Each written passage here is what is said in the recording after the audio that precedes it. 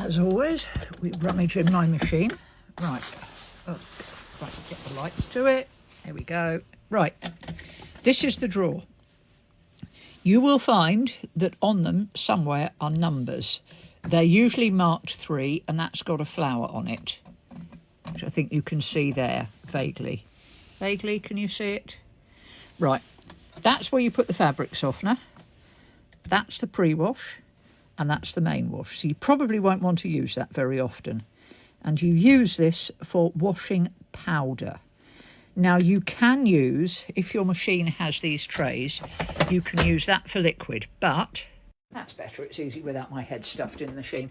So those are the 3 compartments. However, there are 3 main sorts of washing liquid, or washing detergent. And detergent is the only thing you need, and you only need 1 sort. Now there's liquid, there's pods, and there's powders. Now that drawer is where you put the powders in.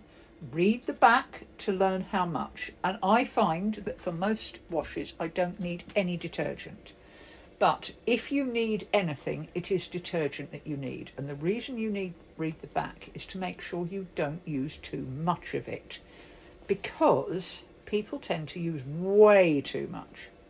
Now, you only need 1 type of detergent. You either need the liquid, or you put the powder in the drawer, or you put the pod in. Now, you use them differently.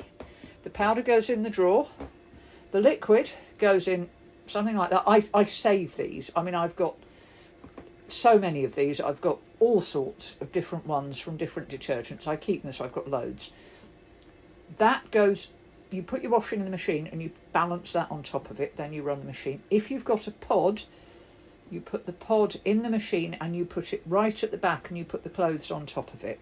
But whatever you do, only use 1 kind of detergent and possibly fabric softener if you insist upon it.